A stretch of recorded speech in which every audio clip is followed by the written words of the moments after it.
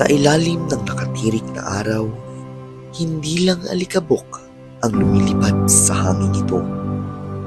Kasama nito ang mga pangarap ng mga taong ang tanging puhunan ay ang lakas ng gisig at tibay ng loob.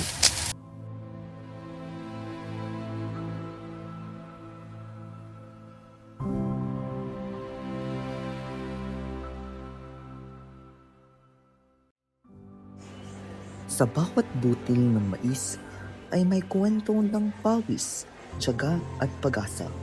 Sa likod ng bawat aning inihain sa hapag, naroon ang mga kamay na araw-araw nakikipagsapalaran sa init ng araw at bigat ng lupa. Sa munting barangay ng Santo Rosario East, kung saan ang pagtatanim ng mais ay pangunahing kabuhayan ng maraming pamilya, patuloy na sinasabuhay ang pagsasaka sa bawat taniman.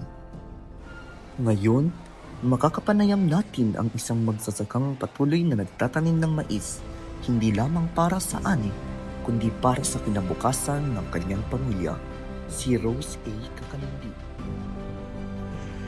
Magkano po ang puhunan nyo para sa binhi at abono? 7K lahat. Ilang sako po ang kailangang maibenta para lang mabura ang puhunan bago makatikim ng sarili ninyong kita? Siyam na sako.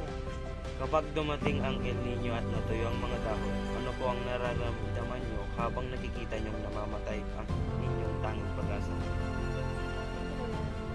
Malungkot. Kasi nang puhunan, utang. Lugi na naman.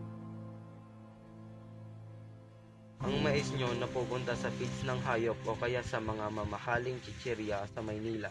Pero sa sarili nyo pong hapag, sapat ba ang mais para mabusog ang inyong pamilya?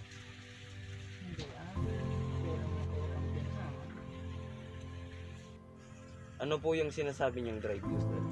Ang drive usal ay ibinibilag agad bago pagkatapos aninin. Bakit hindi na po ninyo ipinapadaan sa gilingan para matanggal yung buligan? Depende naman sa mais na na tinanim mo na yellow corn. Meron naman yung yellow corn na pinapapusi, meron din yung mais na may ambulinda na binibili. Ilang araw po bago tuluyang matuyo ang mais? Depende sa araw. Kapag maaraw, 3 araw. Pero pag medyo makulimlim, abutin ng 5 araw. Pagkatapos po ng anihan at pagbibilad, ano naman po ang ginagawa ninyo sa mga tangkay ng mais? Inaalis namin tapos pinapakain sa mga dagang hayop. Pati po yung ambuligan, saan po napupunta? Pwedeng pwedeng panggatong basta tulo na yung ambuligan. Sa paglubog ng araw, pansamantalang hihinto ang kumpas ng mga itak at ang ingay ng traktora. Mawawala ang alikabok sa hangin, pero mananatili ang hapdi ng pagod sa bawat kalamnan.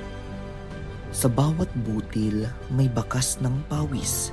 Sa bawat sako may bitbit na pangarap. Mabigat man ang mga sako at mahaba ang daan, pero hanggat may butil ng pag-asa, may bukas na aanihin.